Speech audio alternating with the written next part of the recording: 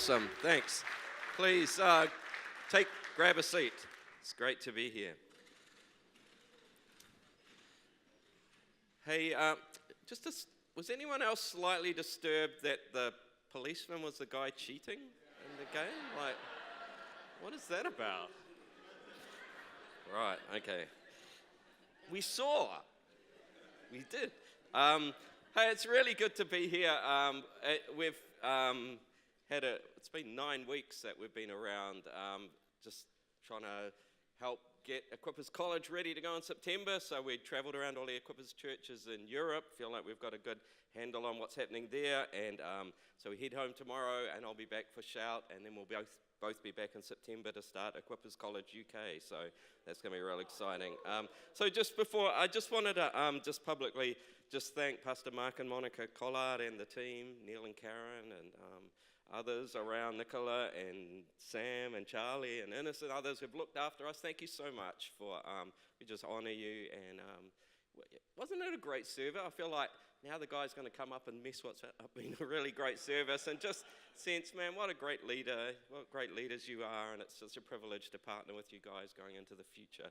So thanks so much for looking after us. Hey, yeah, awesome. Cool. I want to share a few thoughts around a terrible title. I don't know if you can flick this up. Around kind of this idea that God invites us to commit afresh or commit again. And this is a terrible title. Covenant renewal in times of change. Yeah, I know. I need to take your preaching class, Pastor Mark. But covenant just means a committed relationship. And in the Bible, God commits to relationship to us. God comes and he says, actually, I want relationship with you. I'm going to commit to relationship with you. I want to step into your life. I want to forgive you. I want to cleanse you. I want to give you a fresh start.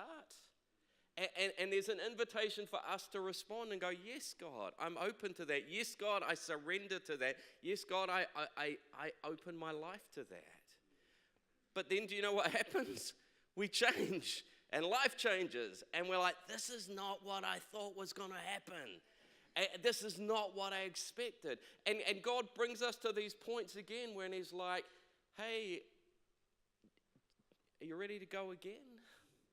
Yeah, I know the world's changed. I know this is not what you thought. I know things have changed. I know you've changed. But there are certain things that haven't changed, and there's a fresh invitation. Would you commit again to this journey? Would you commit again to this relationship? It's not what I expected, God, but while a whole lot of things have changed, certain things haven't changed, and God, that's what I commit to again. And I feel like this morning, God, there's an invitation. The Father waits with open arms to welcome people to go, would you commit again to this new season? Would you commit again to this next season in your life?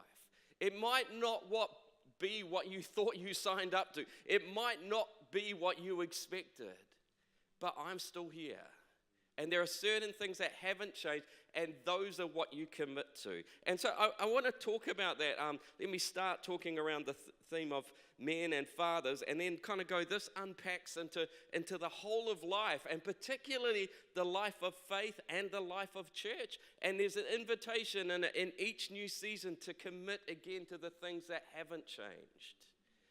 And I really pray that this morning, some of you feel like you're welcomed back into the Father's embrace to go, yeah, we're doing this again in a new season. And I'm committing again, and I'm committing afresh to what God's doing.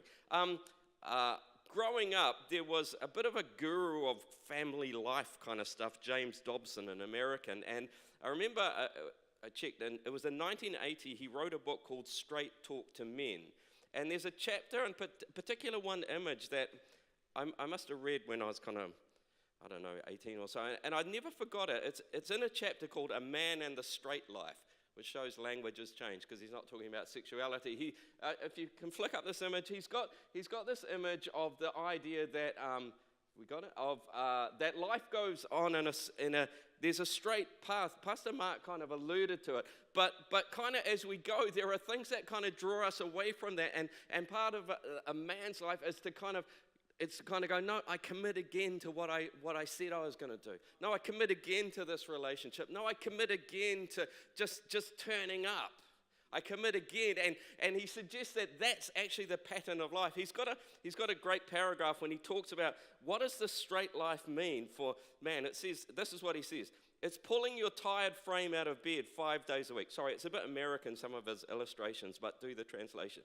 It's pulling your tired frame out of bed 5 days a week, 50 weeks out of the year. It's earning a 2-week vacation in August and choosing a trip that will please the kids. The straight life is spending your money wisely when you'd rather indulge in a new whatever. It's taking your son bike riding on Saturday when you want so badly to watch the baseball game. It's cleaning out the garage on your day off after working 60 hours the prior week. The straight life is coping with head colds and engine tune-ups and crabgrass and income tax form. It's taking your family to church on Sunday when you've heard every idea the minister has to offer. Sure, that doesn't apply here. And it's giving a portion of your income to God's work when you already wonder how ends will meet. And he talks about, it's just these voices that call us out of that. The voice of pleasure. Just go after what's going to please you. I'm sick of just doing what I'm supposed to do. The lure of romanticism, the desire for extramarital sexual relationships, and just the ego needs to be admired and respected. And if you flick up the next picture of the straight life, the image that, it's coming, the image that, next one, we did that one, next one, this one. The image that at certain point there's this tendency just to go off, go away. And actually the call is, no, I commit again to this thing. And there's something created by this commitment. And just if you think that was all a bit sexist, he does, it's not just for men. There's the challenge of the straight life for women, and even more so the challenge of the straight life for solo parents, just to keep turning up when you actually got to do everything. And I think that's reflective of an issue that's true in the whole of life. If life goes on, there's this constant need to kind of renew my commitment to certain values I have, to renew my commitment to certain relationships, to renew my commitment. No, this is what's important to me when everything else kind of beckons me to go off into something else. And like I said, I think this is true of all of life of faith and church. There's a statement by a Greek philosopher, Heraclitus: change is the only constant in life. Things are always going to change. Nothing's going to change. Nothing's going to stay the same. And therefore, he had this other famous saying, no man ever steps in the same river twice, for it's not the same river and he's not the same man. How do you commit to things when I'm going to change and the world's going to change? How do you commit to relationships when I'm going to be a different person and they're going to be a different person? How do I commit to church when church is going to change? That's why this is kind of a central thing to wrestle with. How do I commit to things when I'm going to have to renew that commitment to certain values that haven't changed in the midst of change? Because the opposite saying is this from a slightly more, modern 19th century French writer: the more things change, the more they stay the same. How do I do life as a man, as a woman, when the world is changing, I'm changing, the people are changing, and yet there are certain things that don't change? And it's like I need to identify them, and I need to commit again to those things when everything else has changed. Let me show you a photo of something that hasn't changed. This is there's not very good quality photos, they're on Facebook. This is my wife on our wedding day. 4 weeks' time, it's 34 years ago. But it's like, but I can guarantee that she didn't know what she was getting into. And I can guarantee that there's been different seasons when she's had to commit again to this thing. That the season of young children is not what we expected. The season of teenagers is not what we expect. The season of young adults is different. And there's this invitation to commit again.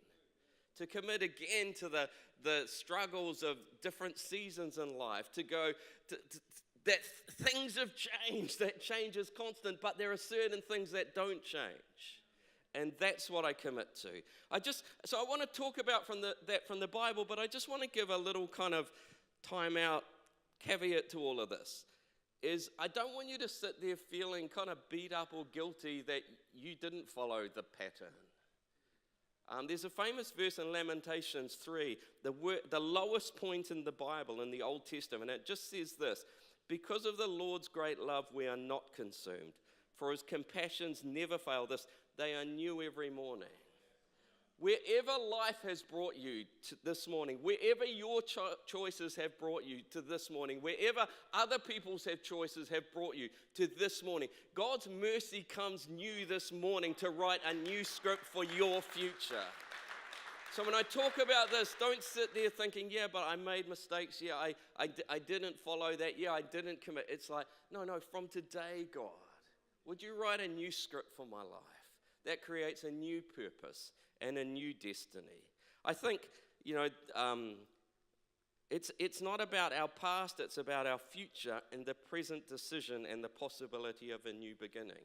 I think, going back to that image of James Dobson, I think the reason why that struck me so much as a teenager is that wasn't the model that I had. My dad was in and out of prison when I was little, then left, and then would come back briefly, and then would go again, and then kind of left for good, and then a few years later would turn up with a big Christmas present, and then disappear again, and then kind of connect with my mum, look like they're getting back together. Oh no, he's hooked up with someone else, and it was like, suddenly I thought, why that is an aspirational model, just to commit again and again. And when I got to know Christine and saw her dad was the opposite. He was a good man who just committed again and again throughout the seasons of life, through the good times and the bad times. And the legacy that he was just there. And he just stayed in the game. And so, I don't know, hopefully this idea, there's this tension. Everything's going to change, but certain things are going to stay the same. And I need to commit to them. And what I want to just briefly show you, the Bible recognizes this. And the Bible recognizes this tension, and it built in a mechanism to enable this to happen. And that's where I got this terrible term, covenant renewal. It basically built in a system where in times of change they would come together and they were like, do you know what? This is a really different season. This doesn't look like what I'm used to. But do you know what? We're going to commit again to the things that haven't changed. And can I just show you that in the Bible? And as we look at it, maybe learn what are the principles of how you navigate this thing? How you navigate committing again to the things that don't change in the midst of everything that does change. So if you've got a Bible, you could turn to Deuteronomy 29. If you know the Old Testament story, the people of Israel, God brought them out of Egypt in a sovereign act of deliverance under Moses' leadership. And then Moses then transitioned to lead them wandering in the wilderness for 40 years. And as he came to the end of his life as a leader, he was like, do you know what? I have to set you up for the next season that's going to be really different. Because A, I'm not going to be there. And B, you're going to transition now from living on this daily dependence of supernatural downloads of manna from heaven. You're going to go into a land, and now you're going to work and you're going to prosper. And it's going to be really different. And so we need to take some time to actually position our hearts to commit again to the things that haven't changed when everything else is changing. And so he takes this time. And so actually Deuteronomy means the second giving of the covenant. He's like, we need to redo this thing. And that's why I'm saying for some of us, I feel like we need to redo this thing. Because we live at a pivot point of change. And the appropriate thing to do in times of change is go and renew the commitments to the things that don't change. And so Deuteronomy 29, actually I left the verse out, didn't I? It says this: these are the terms of the covenant the Lord commanded to make with the Israelites in addition to the covenant he had made. You're like, I already did this. I already made a commitment. And he's like, yeah, but we need to redo it again now. Because it's going to look really different in this season. Interesting, in these chapters, this is where I said they actually created this mechanism. So a few chapters later, Deuteronomy 31 talks about that Moses wrote down this law, gave it to the Levitical priests, carried the ark. Then Moses commanded them, at the end of every 7 years, in the year of canceling debts, when Israel comes to appear before the Lord your God, he will choose, you shall read this law. I was fascinated reading this because part of the organization I'm part of, we created this long service leave around 7 years with a sense like people actually every 7 years or so actually need to renew their sense of vision and calling. And I like, oh my goodness, there it is. Every 7 years it's like, guys, you need to take some time to renew this thing. You need to re-look at this thing because you will have changed. Because the world will have changed. But there are certain things that haven't changed, and you need to go back and take some time to commit again to those things that haven't changed, the non-negotiables in your life. Otherwise, you're going to lose your way. Otherwise, you're going to let go of things. You go, oh, everything's changed. No, there's some things that haven't changed. How they're expressed will change. But I need to revisit them. And so if you go back to Deuteronomy 29, just to learn about some of the things we can learn about how they did this. If he goes back and he, first of all, he starts this. He goes back and he recounts their history. During the 40 years that I led you through the wilderness, your clothes did not wear out, nor did the sandals on your feet. You ate no bread. Goes on, verse 7, when you reached this place, this king came out, but we defeated him. He goes back and he recounts their history.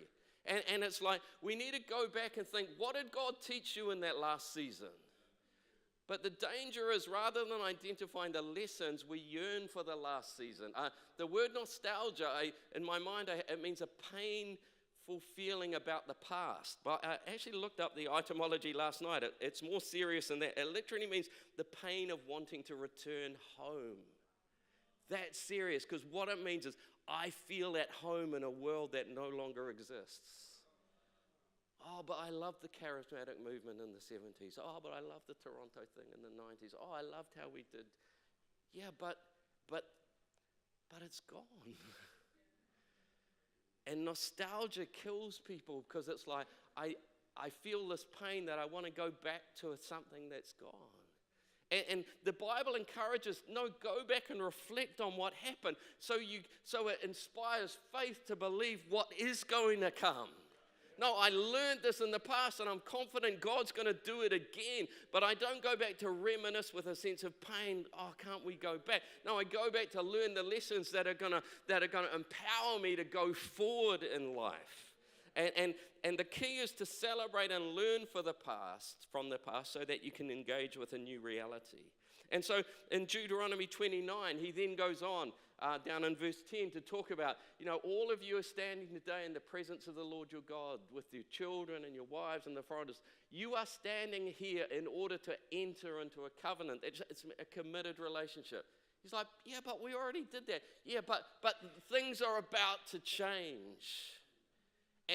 And Moses, as your leader, as someone who cares for you, the greatest legacy I can lead you is to lead you through a process to renew that commitment.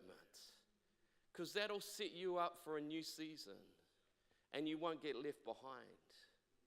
I believe God has his arms open wide, ready to welcome people today, here, into a renewed commitment into the new season in your life. Because that's what's going to set you up. And it's always interesting to discover where some key verses that people kind of take as standalone verses, where they sit in context. So verse 29 is a famous verse, or verse many people will know if you flick it up. It says this, and this is the context of it, right? The covenant renewal. The secret things belong to the Lord our God, but the things revealed belong to us and to our children forever, so that we may follow all the words of this law. I don't know what's going to happen next year. Who knew COVID was going to happen? Who knew the world was going to close down for 2 years? Who knew what Putin was going to do? I don't know what's going to happen. That's why in marriage vows, rich or poorer, sickness or health, who knows what's going to happen? Who knows what health issues are going to come? Who knows if your business is going to go stellar or crash and burn? I don't know that. But there are things that God has revealed that I do know.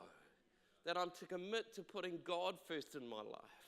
That I'm commit to, oh man, I feel God's anointing on this. That I'm commit to honoring the key relationships in my life.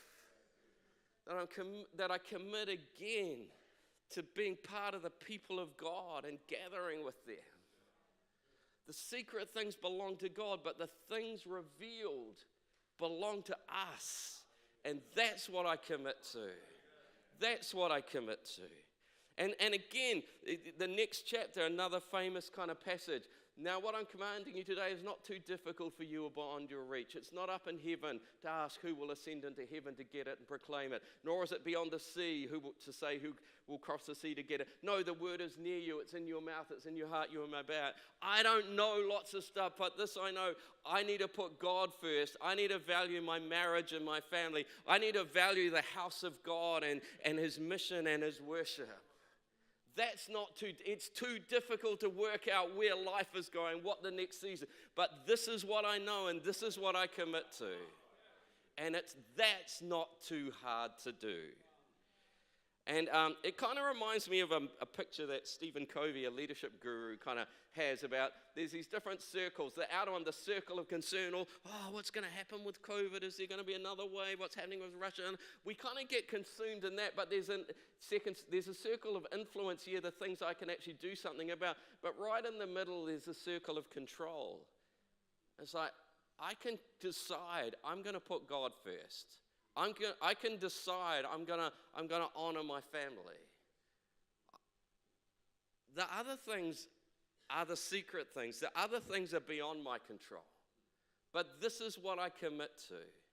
And I can control my recommitment to these things. And so in the context of the Old Testament, transition happens. And so if you go to the next book, it's the book of Joshua. And it starts with one of the most bizarre verses in the Bible. So the transition has happened, right? Moses set them up. Hey, think everything's changing, guys, from today. And then it just says this. After the death of Moses, the servant of the Lord said to Joshua, son of Nun, Moses' aide, Moses, my servant, is dead. Any older people around here reminds you of an old Monty Python skit about a parrot or something? It's like, he's dead. He's dead. Why? Of course he's dead. He's like, Joshua, let it go. Oh, yeah, but that was awesome. I remember when parting the Red Sea. I remember manna would fall down from heaven, our clothes. Yeah, it was great. Learn the lessons of it, but let it go. Don't be nostalgic. Don't grieve for something that's gone. Come on, Joshua, there's a new challenge. There's a new season. Everything has changed, but there are certain things that remain the same. Commit to those again. And so again, that's the context when the charge to Joshua, that again is so famous, which already kind of been alluded to. If you flick up the next verses, 3 times, we've got 2 of them there. Be strong and courageous. Verse 7, be strong and very courageous. The next one, verse 8 or 9, be strong and, over that side. That's clever. Whoa. Okay, go back. No, go back. Yeah, go back. Okay. Right. Be strong and very courageous. And, that's the one. Now you're just messing with me. Okay. And it's like, oh man, if I am gonna let go of what was so familiar and comfortable, if I'm gonna step into, it's gonna take some courage. Because this is unfamiliar ground. I know how that operated. I enjoyed that. I like this. I don't get. Yeah, Joshua, you're going to need courage. You're going to need to be strong. But there's some reasons, because you will lead to these people to inherit the land I swore. Because there's the promises of God. Be strong and very courageous because you've got the law. There's principles of God. Be strong and very courageous because my presence is with you. There's the presence of God. Hey, you can walk into this new season because you've got the promises of God. You've got the principles of God. You've got the presence of God. But it is scary to let go of the past. And so he goes on then, later on, then to go at the next section where he says, and here's the thing, like, get ready because you're going to take possession of the land. Like, hey, there's a future for you. There's something good up ahead. Don't stop now, Joshua. There's something for you in this next season. If you'll let go of the past, it's like that. If you'll let go of what's in your hand, there's something better coming. But you gotta let go of the past and commit again to the underlying things that are going to look different so you can take hold of everything God's got for you. I don't want to miss out on the next season. I've been around a long time. I started in ministry with Wayne and Libby Huirua like almost 40 years ago in this youth work. We often follow people on social media that we're in ministry with. Do you know what? They're always posting photos of what we were doing in the 1970s. Because that was as good as it got for them. It is so sad. It is so tragic. Like, take the good of the past, but then let it go. And commit to what God's got for you in this season. And it's going to take some courage to do that. And that's where I love that, if you follow this through, he unpacks about they're about to do that. And famous verse again. I love how these verses make sense in context. Then verse 4, then you will know which way to go since you have never been this way before. That's why it's scary. I knew how to do life in this stage. I knew how to do church in this stage. I don't know how to do it now. I don't know what it's going to look like. Yeah, but you've got his presence, and you've got his promises, and you've got his principles, and there's a future for you. Come on, be bold, be courageous, because there's more out there than what you've been challenged to let go of. And so he leads them in this process. And do you know what happens? At the end of his life, he does the same again with them. Joshua 24, if you skip forward to then, on that day, Joshua made a renewed covenant with them, and he reaffirmed. He's like, okay, Moses led you out of Egypt. He led you through the wilderness, and then he got you to recommit. And we did that. And then I led you, and we took the promised land. But now it's going to change again.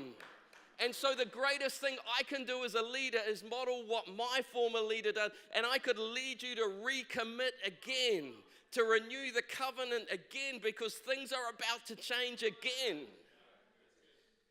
We better get used to it, because it'll keep happening. And I don't want to live in the memory of a past season. I want to be on board with the new season of what God's got. And so again, he does, we won't go through it, just quickly look at it. He leads them again to recount, verse 3. Joshua said, this is what the Lord God of Israel says, long ago your ancestors. He went back and he recounted the past, not to reminisce, not to feel nostalgic, but to get empowered with faith for the new season. And again, another famous verse, if you flick up, and again, it's this invitation. But if serving the Lord seems undesirable to you, then choose for yourselves this day whom you will serve, whether the gods your ancestors served or the gods of the Amorites. But as for me and my household, we're going to serve the Lord. We're going to renew our commitment. We're going to renew this committed relationship. In the Bible language, we're going to renew the covenant with God. And the people said, no, we want this. We better get used to the fact that we're going to over and over in our lives encounter these moments. In fact, God said, just bed it into the system. Probably every 7 years you're going to need to do this. You're going to have to renew the covenant. And so the final one in Joshua 24. On that day, Joshua made a covenant for the people. We looked at it, and he reaffirmed for them the decrees and the laws. Do you see the pattern? Seasons change. People change. How do you transition? In the midst of everything that changes, you identify the things that don't change. And you go, I commit again to those. There's one more incident later on in the Bible, just to show you this, it carried on. 2 Kings, a young king, Josiah, they'd moved away from God. And again, he renewed the covenant. It just happens. It's just not, this is normal life. This is normal Christian faith. You get to a point where you go, this doesn't feel like what I signed up to. Good timing. Perfect. I'm glad we worked that out. This doesn't feel like it. And God's like, yeah, I know. Everything's changing. But the more things change, the more they stay the same. Come on, identify the things that haven't changed. He said, with open arms, would you come and commit again to this relationship? Because I'm ready to do something new and fresh in your midst.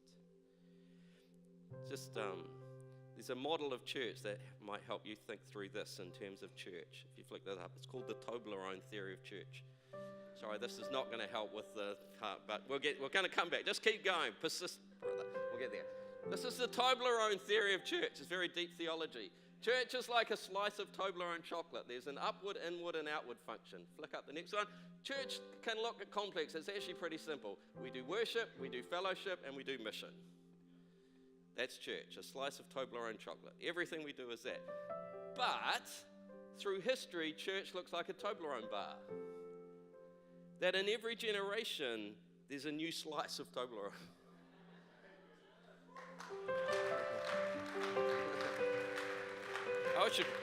Actually, it was the Church of England that came up with this, so I just put it on there. But it's like, if you go back 3 slices, 60 years ago, worship looked like an organ and a hymn book and 3 hymns in the service. And fellowship looked like a hall next to the church with a wooden floor and big aluminium pots of tea and very bad biscuits, right? And that was fellowship.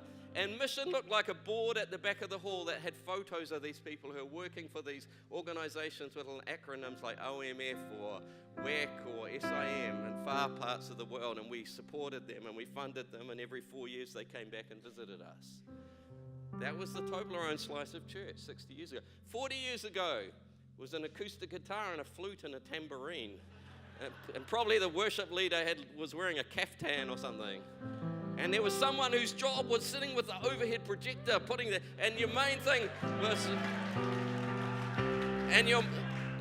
everyone under 40 has looked like, what is he talking about? And your main job was don't put it on upside down or back to front, right? One job. And fellowship looked like maybe a church camp where we went away and stayed in these horrible bunks for a weekend and ate bad food. And mission was maybe the charity shop where we bought smelly secondhand clothes and things. And that was our Toblerone bar slice. And then today, worship looks like projectors and smoke machines and maybe we gather for encounters at Shout Conference. Maybe fellowship looks like connect groups. And again, assembling together once a year in a conference. And maybe mission now looks like videos of Stephen Naughty in Ghana and how you're taking up offerings and you're helping him build a new church in Ghana, and how you're doing the same in Calcutta and how you're doing the same in Budapest. And everything's changed and nothing's changed and it's all still the same, but it all looks completely different. And if you don't get your head around that, it's going to mess with your head and it's going to mess with your heart, because everything changes and everything stays the same. It's always been about we worship God. It's always been about we commit to relationship. It's always been we commit to changing our world. But how we do it changes. And God has created a vehicle to help you through that. It's called covenant renewal. Commit again to the things that haven't changed. Commit again to this new season. Oh, but I liked how it was back there. Yeah, but let it go. It was good. Learn from it, but let it go, because God's got a future for you. Just in conclusion, there's a verse in the New Testament that you could think about this. Romans 12. Therefore I urge you, brothers and sisters, in view of God's mercy, in view of everything God is doing for you, in view of that God has taken the initiative to invite you into a relationship, in view of the fact that God is at work, offer your bodies as a living sacrifice. God, I respond to the invitation. God, I renew my commitment. Problem, it's a living sacrifice. It was kind of easy if it was, you kill the thing and it's done for good. Living sacrifices, dang, I need to keep climbing back up on the altar for a new season. I need to go, God, I give you this for this new season. It's a bit scary. It's a bit this before. But God, I'm ready to go again. I'm ready to commit again. I'm ready to commit afresh. And if you do this, this is your true and proper worship. The offering of our lives into the new season of what God's doing. And if you do this, don't conform to the pattern of this world, but you're going to be transformed by the renewing of Him. I get this, all this palaver up here. This is just how we do worship now. Oh, that shout conference, that's how we do encounter and fellowship. Oh, the supporting Ghana, and oh, that's how we do mission. Oh, now I get it. These are the things that haven't changed. Worship, fellowship, and mission. These are the constants. This is what I commit to again. And when you do that, beautiful conclusion, then you'll be able to test and approve what God's will is. His good, His pleasing, and His perfect will. God has a perfect will for you in this season. But if you're going to take hold of it, you're going to have to commit again. You're going to have to commit afresh. You're going to have to value everything wonderful God did in a previous season, but you're going to have to let it go. And you have to go somewhere you haven't been before with strength and courage, knowing God's presence is going to be with you. He's got promises that are going to be fulfilled. And there's a whole lot of stuff you don't know. But this is what I do know. Can I invite you to stand? And I don't know how you engage with God, if it's close your eyes or raise your hands. I sense that story of the prodigal son. It says the father ran to him, threw his arms around him. As I was praying about the service, I sense the Father God is standing with arms open wide. Would you come to Him and let Him embrace you for this new season? God, I commit again. God, I commit afresh. I also sense maybe some of you just carry some kind of wounds, blows of, I got confused. God, I got hurt. God, I got disappointed. I feel like Jesus wants to come and heal those parts of our heart. So you can commit afresh. It will feel fresh. It will feel new. It will feel alive. I'm more excited about my future than I've ever been. I've been doing this 40 years. Because somehow I've been able to commit again. Commit afresh. Just let the Father's presence surround you. Let Him welcome you into a renewed commitment to this relationship. Relationship with Him, relationship in your family, relationship with church. God, we're going again. We're going to go far, but we're going to go new, and we're going to step courageously into a new season. And we're going to welcome what you do. I'm going to try and get my head around the new ways we're doing this, but I commit again to the things that are clear. God, you're first. My family is important, and the people of God are important. And God, I commit again to that.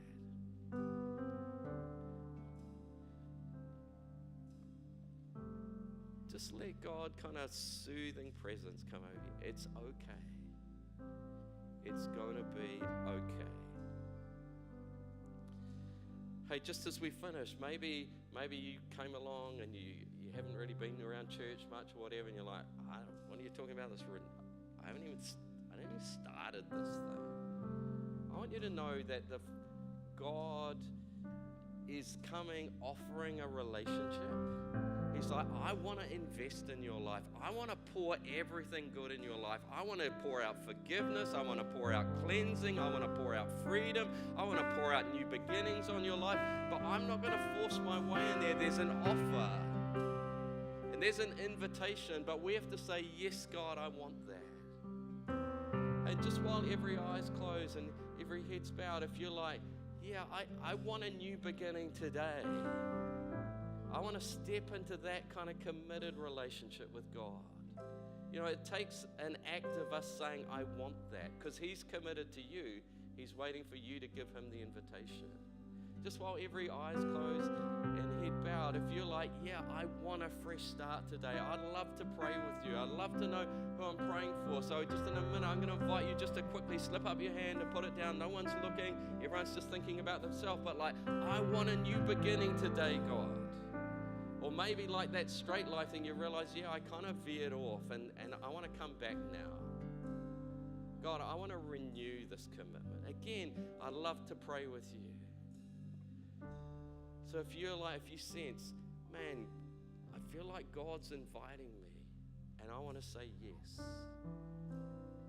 Can you just quickly raise your hand and give me a wave? When I say it, I'll tell you to put it down again. You're like, I want to start anew again today. How many people would go like, I want a fresh start today. I want to commit to that. That's you, just give me a wave and we'll pray.